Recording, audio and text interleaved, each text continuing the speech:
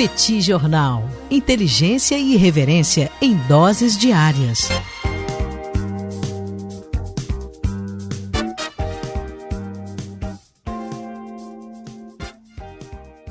Olá, gente. Bem-vindos, bem-vindas ao Petit Jornal. Esse é o bate-papo número 909. Estamos gravando numa live no YouTube do Petit Jornal. São exatamente 21 horas e 22 minutos da segunda-feira, 11 de agosto de 2025. Cá está a dupla de costume, a dupla que você conhece de cor, Tanguy, ou Bagdadi animado, contente, preparado, revigorado, resiliente, retumbante, descansado e tarifado. Bastante tarifado. Não conseguiu contornar. Não conseguiu exceções. Professor Bagdadi segue na lista de tarifas. E Daniel Souza, que é esse que vos fala. Ao longo dos próximos minutos, vamos repercutir os principais acontecimentos internacionais das últimas horas. E quero saber se haverá guerra, Tanguy. É isso que eu quero saber aqui na América do Sul. E se envolverá o Brasil. E se seremos convocados. E se teremos que fazer a cobertura da guerra em loco em função desses últimos acontecimentos. Estou muito preocupado. Por favor, traga todas as informações sobre esse potencial conflito ou não aqui no Cone Sul. Tudo bem, Tanguy? Vamos a isso? Tudo bem. Pô, eu tava achando, né, que você tinha substituído o vamos a isso por me jogar na pauta. Porque já tinha um tempo que você estava comportado, não estava me arremessando na pauta dessa maneira, porque você tinha vindo com essa invenção aí desse vamos a isso, que até hoje eu não entendi. Mas hoje você conseguiu fazer o bingo. Hoje teve vamos a isso e me jogou na pauta. Então, Daniel Souza, fica aqui as boas-vindas a você. Perguntas objetivas, com preocupações, com várias angústias. perguntas serem respondidas. Maravilha. Que são as angústias de todos que estão nos ouvindo nesse momento, inclusive o pessoal que está nessa live aqui no YouTube, de onde sai a gravação. Deixo boas-vindas também a todo mundo que nos acompanha pelo podcast, qualquer aplicativo, qualquer plataforma que seja. Sejam todos muito bem-vindos. Daniel Souza, na última semana, a gente teve a América do Sul meio com inveja do resto do mundo, né? O mundo está se desfazendo aí, tem treta pra tudo que é lado, briga, problema, não sei o quê, e a América do Sul ficou se sentindo meio desprestigiada e resolveu arrumar uma treta para chamar de sua. E a treta veio por meio de Colômbia e Peru, pelo fato de que os dois começam a discutir acerca de uma ilha. E aí a pergunta que fica é, mas não é possível, essa ilha não estava lá há muito tempo? E a resposta para essa pergunta é não, é uma ilha nova, literalmente uma ilha nova. O fato é que a fronteira entre Peru e Colômbia, Daniel, é uma fronteira de 116 quilômetros no Rio Amazonas e que você já tem um marco legal que é do ano de 1922, o Tratado Salomão-Lozano. Então, naquele momento, foi estabelecida ali qual seria a fronteira, demorou alguns anos até ser ratificado, né? A gente chegou a ter alguns atritos na fronteira ali lá na década de 1920, mas finalmente foi estabelecido onde é que vai estar a fronteira, está tudo bonitinho, tudo estabelecido. A questão é que nas últimas décadas, né, isso aqui a gente está falando sobre a segunda metade do século XX, nós tivemos algumas mudanças ali no curso do rio e surgiu uma nova ilha, né, que acabou sendo chamada de Ilha de Santa Rosa. E essa nova ilha, portanto, ela tem hoje uma população de cerca de 3.000 pessoas, são 3.000 peruanos, né, tanto é que as imagens todas que a gente vê, Santa Rosa é peruana, é uma cidade, enfim, é uma ilha peruana, e basicamente o argumento do Peru é que, na verdade, essa ilha ela é uma divisão, pelo fato de que o rio começou a passar no meio de uma ilha que já existia, que era a ilha de Tineria. Essa ilha, portanto, ela passa a ter um braço do rio Amazonas que começa a passar no meio dela, e você cria, portanto, uma segunda ilha. Essa segunda ilha foi chamada de Ilha de Santa Rosa, que é uma ilha peruano. Né? O fato é esse, o Peru nunca teve grandes preocupações para explicar isso. Aliás, é uma região que é bem próxima à fronteira também do Brasil, por isso que a gente fala ali de uma tríplice fronteira entre Peru, Colômbia, bem perto ali da cidade de Letícia, que é uma cidade portuária, né, importante ali no Rio Amazonas, e é bastante próximo também da fronteira com o Brasil.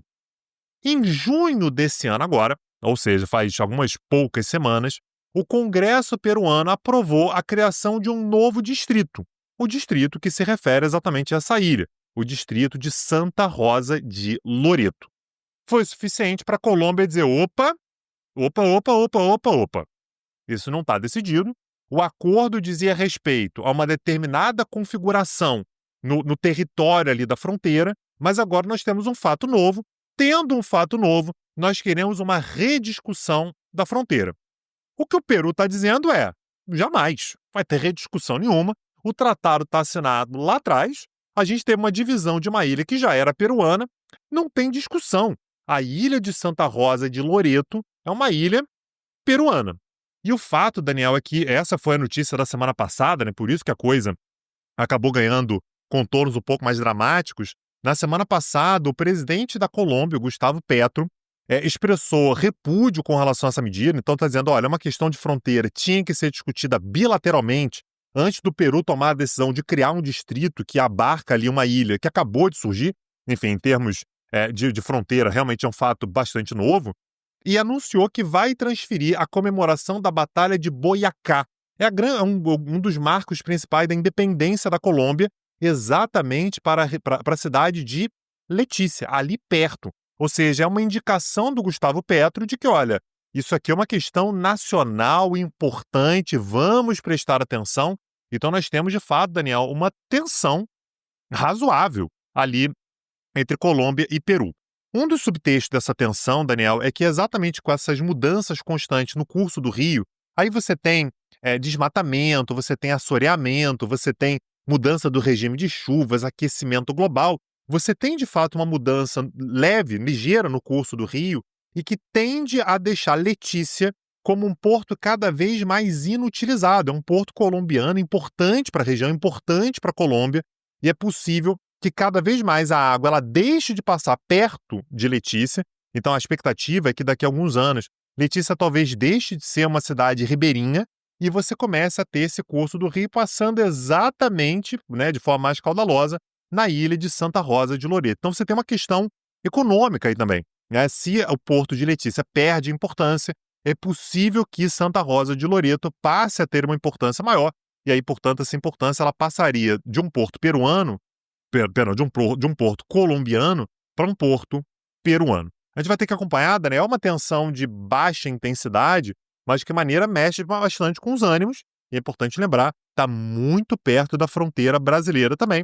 Imagino que o Brasil esteja de olho para tentar contornar qualquer tipo de problema que a gente tenha por ali, Daniel. Tem que no dia de hoje aconteceu um fato extremamente grave. O presidente Donald Trump decretou intervenção federal em Washington, na capital dos Estados Unidos. Formalmente, é uma declaração de emergência de segurança pública em DC e também ele acabou ordenando o envio de cerca de 800 soldados da Guarda Nacional para apoiar as forças de segurança locais. A Polícia Metropolitana de Washington, a Polícia Metropolitana da capital dos Estados Unidos, foi colocada sob controle federal, com a Procuradora-Geral Pam Bondi assumindo o comando. O Donald Trump alegou que a cidade estava tomada por criminalidade e sem tetos, chamando, inclusive, o dia de hoje como Dia da Libertação da capital dos Estados Unidos. Trump argumentou que os índices de homicídio, os índices de criminalidade, inclusive na cidade de Washington, superavam os de cidades perigosíssimas no mundo, como, por exemplo, Bagdá, Bogotá, Cidade do México, Cidade do Panamá, San José e Brasília. Sim, a cidade de Brasília acabou sendo mencionada nesse discurso do Donald Trump. Só tem um problema, a realidade. Porque, na prática, as estatísticas oficiais mostram que os crimes violentos caíram cerca de 26% em 2025 e eles já haviam recuado significativamente em 2024, ou seja, os níveis de violência em Washington estão no patamar mais baixo em 3 décadas. Autoridades locais acabaram ficando ali em choque, né? Como, por exemplo, a prefeita de Washington, a senhora Muriel Bowser, que considerou a ação ilegal e desnecessária. O Trump invocou a seção 740 da Lei de Autonomia de Washington, que permite ação federal por até 30 dias sem autorização do Congresso. Só tem um detalhe. Esse mecanismo legal ele foi criado para uma situação de emergência na capital dos Estados Unidos. Imagina, você tem um problema ali, você tem ali alguma convulsão social, você tem algum tipo de perigo a ordem institucional, a ordem pública, você tem. É a capital, né, Daniel? É a capital. Faz sentido, né? A capital, claro. Claro, o presidente, numa situação como essa, poderia ter ali poderes extraordinários durante 30 dias para tentar reorganizar as coisas, para tentar pacificar as coisas. O problema é que Donald Trump está claramente, de novo, testando os limites legais. Ele está claramente olhando por uma lei que não foi criada para isso e está dizendo, tá aí, vou utilizar essa lei para ampliar o meu poder, para expandir o meu poder. É importante registrar que a cidade de Washington é uma das cidades mais democratas do país. Ou seja, é uma das cidades onde os republicanos têm o menor percentual de votos. A gente está falando de 80-20, né, Daniel? Tem ano que é 86% de votos de democratas contra um percentual muito pequeno para os republicanos. É realmente a maior vantagem que existe no país todo. É impressionante. O problema, Tanguy, é que a cidade de Washington, e se falou bastante sobre isso nos Estados Unidos hoje, poderia estar sendo utilizada como laboratório. E já se falou na possibilidade de uma outra cidade experimentar algo semelhante num futuro não muito distante. Essa cidade, inclusive, foi ventilada. Seria a cidade de Chicago, que também é uma outra cidade que tem uma participação muito grande dos republicanos. Também não é difícil esquecer, não é difícil lembrar. Dos democratas, imagino, né? Dos democratas, desculpa. Também não é difícil lembrar, Tanguy, que há poucos dias nós tivemos ali tropas federais sendo enviadas para a Califórnia. Ou seja, Donald Trump vai sistematicamente violando a independência dos estados, a autonomia dos estados e vai testando seus limites. Vai tentando observar o que ele pode fazer, o que pode ser tentado, o que pode ser implementado. Sabe-se lá o que Donald Trump quer com isso. O fato é que nunca aconteceu isso na história dos Estados Unidos.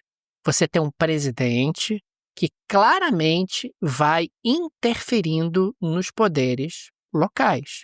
Vai, através da força, testando os seus limites, para quem sabe, né, Tanguy, no futuro, uma eleição que eventualmente não tenha um resultado que lhe seja favorável, por que não?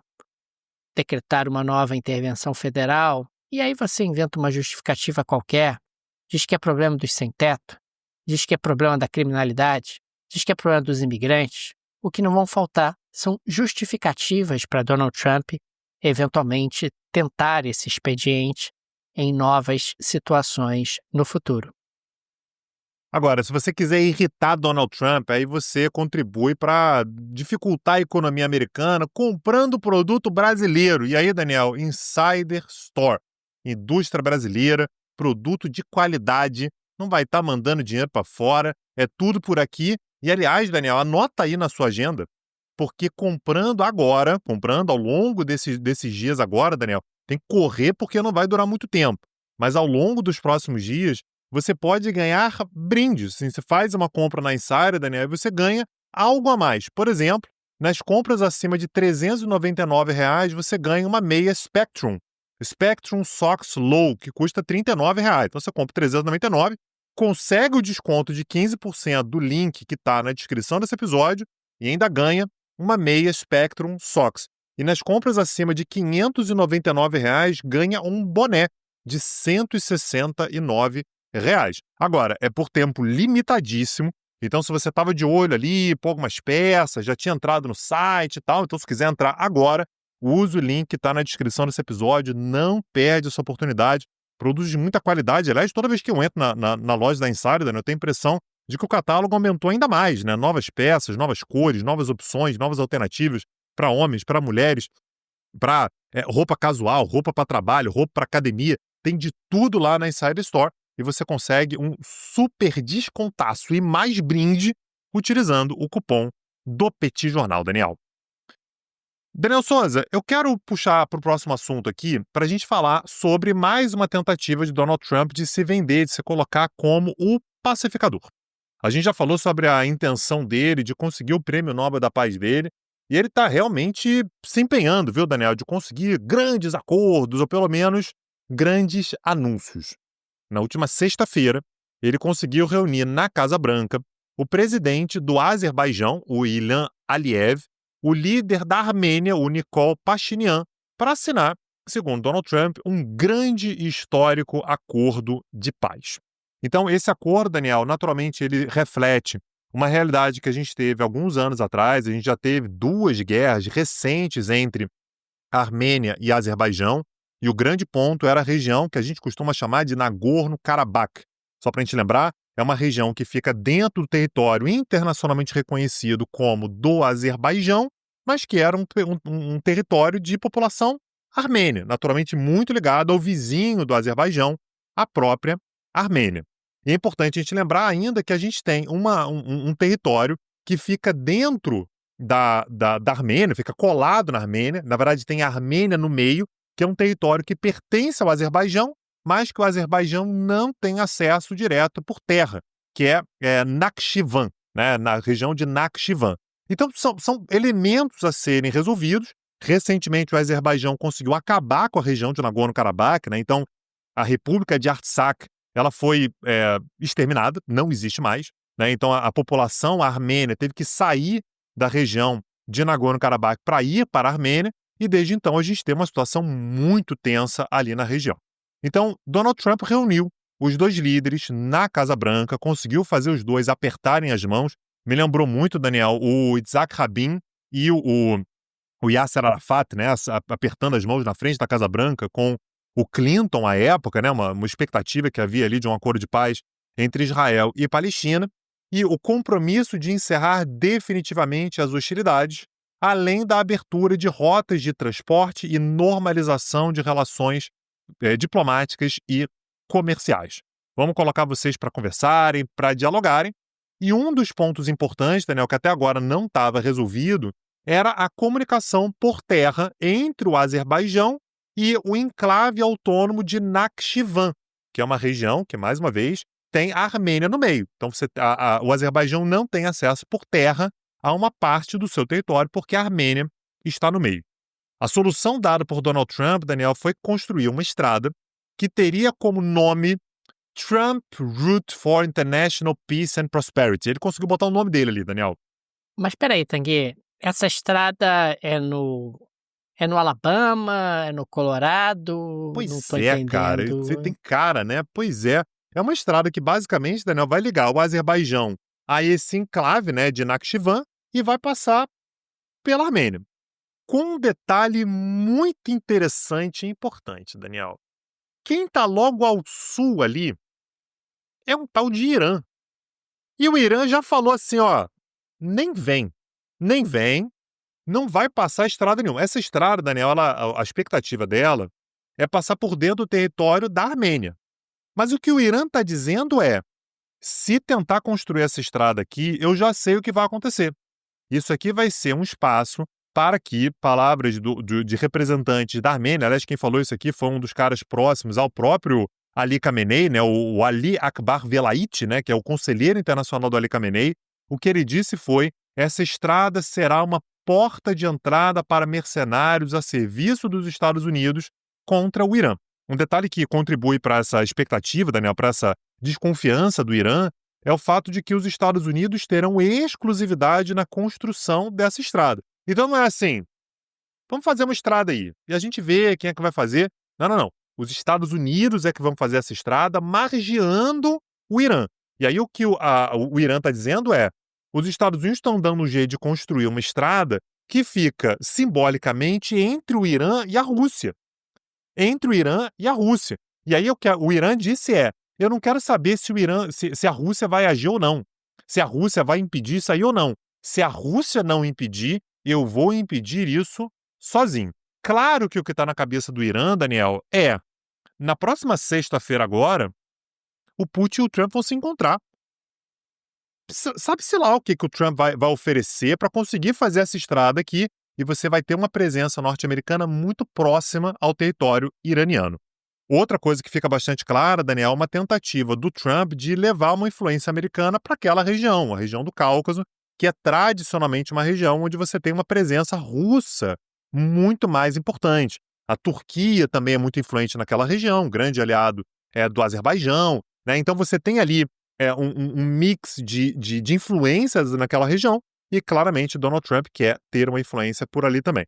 Claro, Daniel, que tem que ver tem muito caminho a percorrer até que você tenha uma paz consolidada, a construção da estrada, tem muitos detalhes a serem vistos, mas a gente sabe, Daniel, que Donald Trump gosta de fazer anúncios. Anunciou um acordo histórico e aqui a gente não pode menosprezar o fato de que ele conseguiu colocar o Aliyev e o Pachinian para conversarem, para apertarem as mãos e para assinarem um acordo, ainda que tenha muito caminho, né, muita água para passar por debaixo dessa ponte ainda, Daniel. Tanguy, eu já vi muita coisa estranha tratando-se de acordos. Acordos comerciais, acordos econômicos, acordos envolvendo governo. Mas nessa próxima pauta, eu vou descrever algo que eu nunca vi. Nunca vi nada parecido.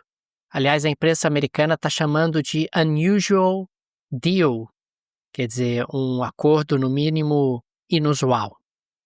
Pois bem, a NVIDIA e a AMD estabeleceram um acordo com o governo dos Estados Unidos para repassar 15% das receitas obtidas com a venda de chips no mercado chinês. Na prática, esses chips estavam com as suas vendas para a China suspensas pelo próprio governo americano. O acordo autoriza a NVIDIA a retomar as vendas do chip H20 e a AMD a comercializar o chip MI308 na China. As restrições anteriores tinham sido implementadas pelo governo americano devido a preocupações de segurança nacional. E a partir de agora, as duas empresas podem exportar esses chips de novo para a China, contanto que repassem 15% da receita obtida para o governo americano. Em carta enviada no mês passado ao secretário de Comércio dos Estados Unidos, Howard Lutnick, um grupo de 20 especialistas em segurança havia alertado que, embora os maiores compradores dos chips H20 da NVIDIA sejam empresas civis, há a possibilidade de que esses componentes sejam utilizados pelo exército chinês. E tem mais, Tanguy. Claramente, esse acordo que foi celebrado pelo Donald Trump é ilegal pelas regras americanas. O Export Control Reform Act proíbe a cobrança de taxas relacionadas à concessão de licenças de exportação. Proíbe explicitamente o que o Trump está fazendo. Aliás, também existe uma proibição constitucional dos Estados Unidos de impostos sobre exportação. Além disso, é importante destacar que esse modelo de arranjo abre a possibilidade de se tornar uma taxa informal aplicada a setores estratégicos, que, além de reduzir margens de lucro das empresas, pode comprometer a competitividade americana e estabelecer um precedente perigoso para futuras concessões do governo dos Estados Unidos. Eu nunca vi isso.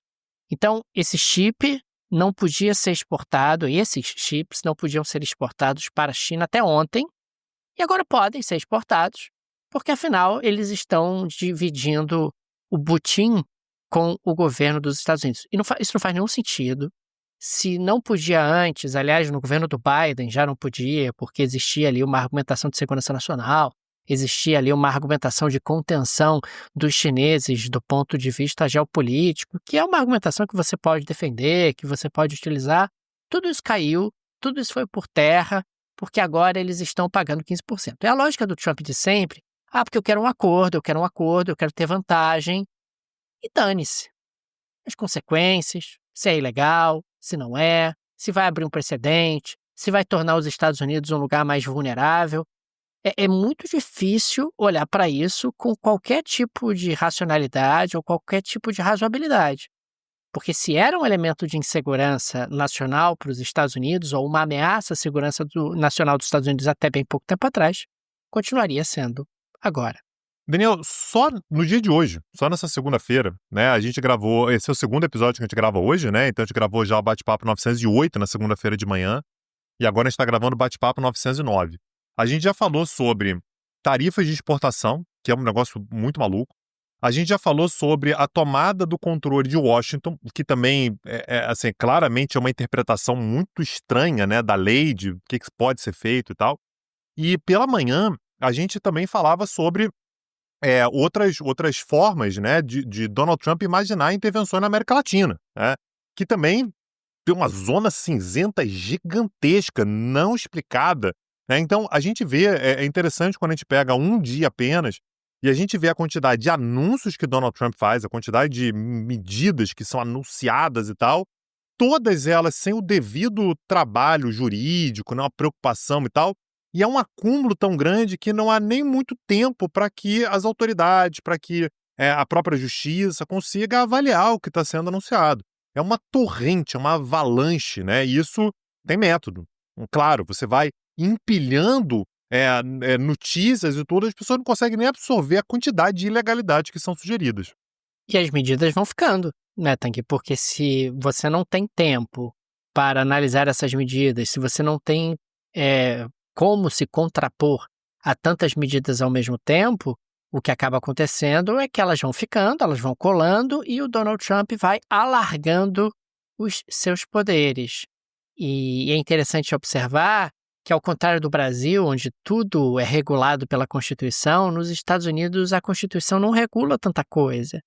E talvez isso se torne, aliás, já está se tornando um problema diante de alguém como Donald Trump, porque você tem muitas regras nos Estados Unidos que não estão escritas, que não estão explicitamente formalizadas, né? Como no ano passado Jurisprudência, né? Assim. Pois é, no ano passado se discutia muito a possibilidade do Trump assumir a cadeira presidencial mesmo preso. Quer dizer, mas não tem regra que proíbe isso, sabe? Umas coisas assim que a gente vê nos Estados Unidos realmente, porque nunca se pensou na possibilidade de um presidente americano se comportar dessa maneira, de um presidente americano afrontar as instituições, testar os limites do seu poder permanentemente. E é tão interessante isso que você está falando, Tanguy, que hoje, por exemplo, a gente tinha uma série de notícias importantes para dar. Os Estados Unidos, por exemplo, adiaram por mais 90 dias aquele prazo para tarifar os chineses, para ganhar mais tempo, para ter mais espaço para negociação. Mas é tanta notícia que vai aparecendo, notícias singulares, notícias únicas, que a gente acaba muitas vezes tendo a nossa pauta capturada pelo Trump, uma vez que ele vai jogando ali uma avalanche de situações sérias, de situações únicas, novas. E ele é o presidente dos Estados Unidos. Consequentemente, essas medidas acabam trazendo consequências não só para os Estados Unidos, como para o resto do mundo.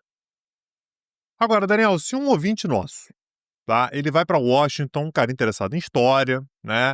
É uma ouvinte nossa, interessada em história, vai para Washington e resolve ver a galeria dos presidentes americanos ali na Casa Branca, Daniel. O que você recomenda ali como trajeto, né? Um espaço assim? Conta pra gente na geleia da Shakira, o que essa pessoa tem que fazer para ver os presidentes todos?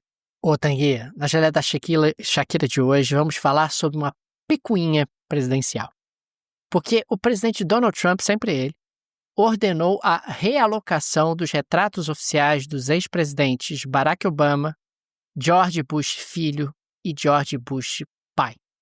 Esses retratos que antes ficavam em destaque no Grand Foyer, próximo à Grand Staircase da Casa Branca, foram movidos para uma escada reservada no topo da Grand Staircase, um espaço de acesso restrito à família presidencial e que não tem acesso ao público. Ou seja, o público não verá mais, Tanguy, as fotos oficiais dos dois presidentes da família Bush e do Barack Obama. É claro, o Trump não gosta de nenhum dos três, não é nenhum segredo isso.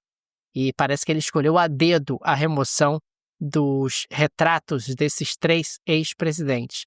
A decisão rompe uma tradição de décadas que mantém os retratos dos ex-presidentes em áreas públicas de destaque.